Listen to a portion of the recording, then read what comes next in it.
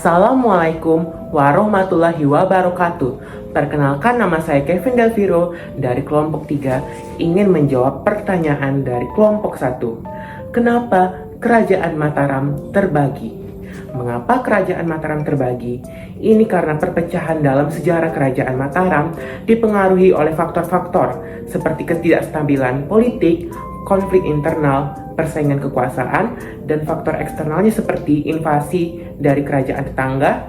Menurut Perjanjian Giyanti, hal ini terjadi karena konflik internal yang terjadi di Mataram seperti pecahnya Mataram melalui Perjanjian Giyanti tanggal 13 Februari tahun 1755. Terus juga ada karena konflik di Surakarta antara Pakubuwono dengan adik Sunan, Pangeran Mangkubumi, yang kemudian dinobatkan menjadi Hamengkubuwono I. Begitu juga Hamengkubuwono II yang hanya menjabat tahta selama 1 tahun, yaitu dari 1812 sampai 1813. Kemudian segera dinobatkan putra mahkota menjadi Hamengkubuwono III. Hal ini juga yang membuat Hamengkubuwono II diasingkan karena dianggap tidak setia pada pemerintahan Inggris. Kerjasama antara Raden Mas Said dan Pangeran Mangkubumi membuat kesehatan Pakubuwono II kian melemah. Pada saat Pakubuwono II wafat, Kerajaan Mataram dimanfaatkan oleh Raden Mas Said dan Pangeran Mangkubumi untuk menguasai kerajaan tersebut dan diangkat menjadi raja. VOC memanfaatkan kondisi tersebut untuk berunding dengan Pangeran Mangkubumi dengan menjanjikan setengah wilayah kekuasaan Mataram, dan kemudian Kerajaan Mataram terbagi menjadi 2, yaitu wilayah Kasunanan Surakarta dan Kasultanan Ngayogyakarta. Terus ada pertanyaan dari kelompok 2. Menurut kalian, apa yang menyebabkan perpindahan Kerajaan Mataram kuno ke daerah timur Pulau Jawa? Ini pertanyaan dari kelompok 2. Yaitu hal yang menyebabkan perpindahan Kerajaan Mataram kuno adalah yang pertama, perubahan kondisi geografis dan iklim, seperti perubahan cuaca ekstrim, bencana alam, atau penurunan produktivitas tanah dapat mendorong kerajaan untuk mencari tempat yang lebih layak untuk bertempat tinggal.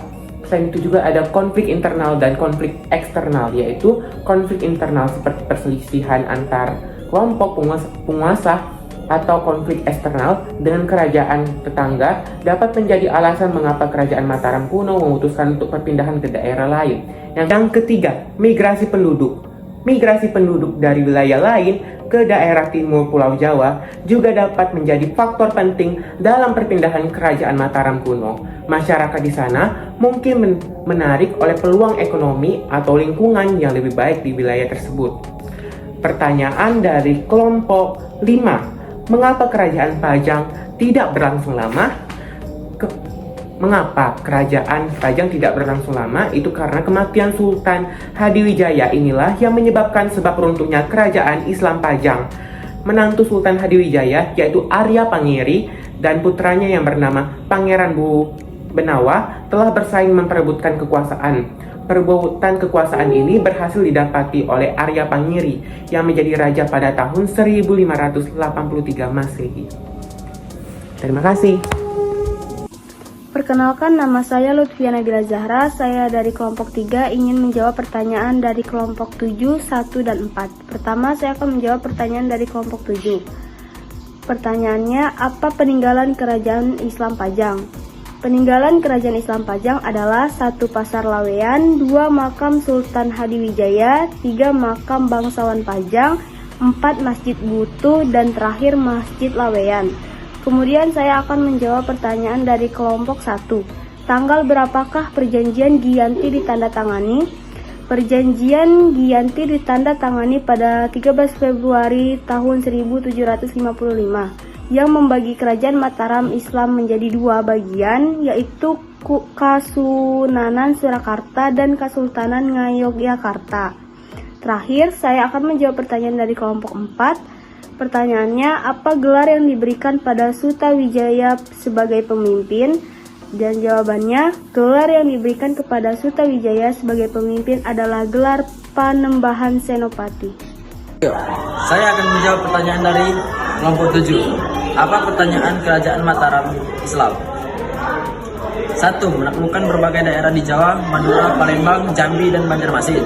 2. Mengalur dan mengendalikan wilayah-wilayah yang dikuasainya dari pemerintahan pusat yang berlokasi di Diade, Yogyakarta. 3. Mengalahkan daerah pesisir termasuk Surabaya dan Madura. 4. Meningkatkan kegiatan ekonomi yang berbasis pertanian dan kelautan. 5. Menerapkan ajaran Islam di kerajaan yang dipimpinnya.